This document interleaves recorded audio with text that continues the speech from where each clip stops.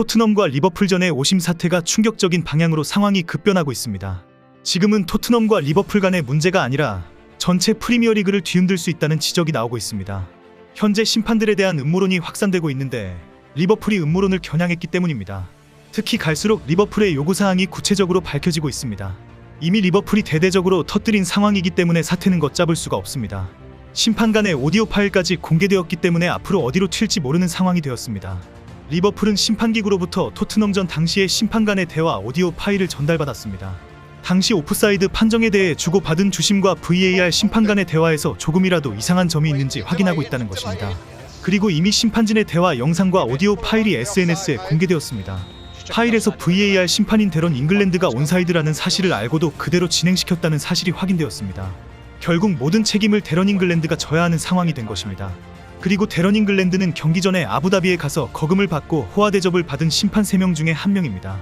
이제 영국에서는 리버풀이 이의를 제기할 경우 사태는 걷잡을 수 없이 확산될 것으로 우려하고 있습니다. 만약에 리버풀이 대화에 심각한 문제가 있다라며 심판들의 아부다비행과 연결을 시키면 모든 언론과 축구 관계자들이 다 달려들 것입니다. 그리고 흠도 없는 완전 무결한 스포츠를 언급하면서 토트넘전은 흠이 있니 없니? 그래서 재경기를 해야 한다까지 번질 수가 있다는 것입니다. 문제는 토트넘과의 재경기뿐 아니라 프리미어리그를 뒤흔들 음모론이 확인될 수 있다는 사실입니다. 현재 가장 심각하게 제기되는 음모론은 VAR 심판팀이 리버풀 경기 48시간 전에 아부다비에 있었다는 지적입니다. 이들은 당시 아랍에미레이트 프로리그 경기 심판을 보았고 수수료로 2만 유로, 약 3천만 원을 일시불로 받았다고 합니다. 이 한 경기를 위해 아랍에미레이트는 1등석 항공권과 5성급 숙박시설을 제공하는 등 최고의 귀빈 대접을 했습니다. 일반적으로 축구 경기 한 게임을 위해서 이 정도의 대가를 지불하지 않기 때문에 음모론이 시작됩니다. 문제는 이 심판들을 초청한 곳이 아부다비 유나이티드 그룹이라는 사실입니다. 이 그룹은 맨시티의 지분 81%를 소유하고 있는 아랍에미리트 자본과 깊은 관련이 있는 기업입니다.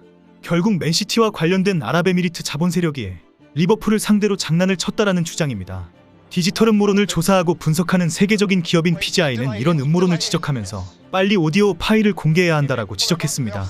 현재 영국 내에서 이런 음모론이 확산되고 있는데 이것을 불식시키기 위해서는 반드시 오디오 파일 공개가 필요하다라고 주장했습니다.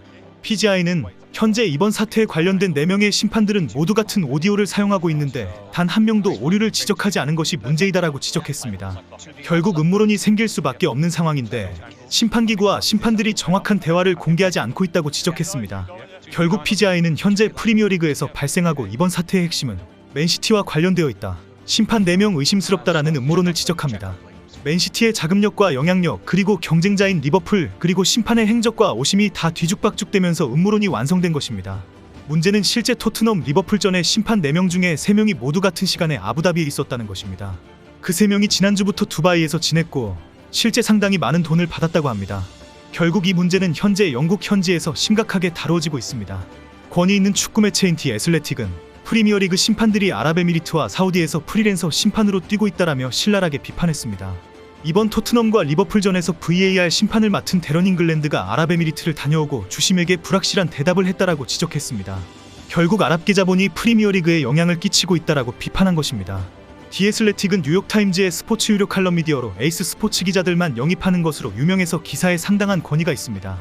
결국 이 문제가 해외 축구계에서 새로운 문제로 불거지고 있으며 심각하게 다뤄지고 있는 상황이 된 것입니다. 리버풀 팬들도 집중적으로 문제를 제기하고 있습니다. 탐욕스럽고 부패한 심판들이 이 피해를 바닥으로 가라앉히고 있다. 경기 전 그들은 아부다비에서 무엇을 하고 있었는가? 혹시 돈 회담을 했느냐? 반드시 재경기를 해야 한다. 분명히 리버풀은 맨시티를 대적할 수 있는 유일한 팀이다. 맨시티는 얼마든지 리버풀을 방해하기를 원하고 있다. 지금 눈을 떠서 프리미어리그 심판들이 아부다비에서 은밀한 회담을 하는 것을 확인해야 한다. 아랍에미리트 축구협회가 맨시티 자본이 후원을 하고 있기 때문에 심판을 누구를 언제 부를 것인지 충분히 협의할 수 있다고 지적합니다. 토트넘전 경기 배정과 아부다비 여행 일정 등은 조금만 조사하면 바로 나온다. 맨시티는 경기에 뛰지 않고 관여가 되어 있는 것 같다. 맨시티의 구단주가 심판들을 왜 아부다비로 불렀고 왜 그들은 토트넘전에 다시 투입되었는지 이유가 궁금하다. 나는 절대 프리미어리그 심판을 믿지 않는다. 그들은 매년 대형 오심 사건들을 일으켜왔다. 지금 맨시티 팬들은 리버풀의 이런 황당한 주장에 대해 유쾌한 조크를 던지면서 놀고 있습니다. 리버풀의 음모론이 사실이다라면서 자백하는 내용 같지만 모두 황당하다는 식의 비아냥입니다.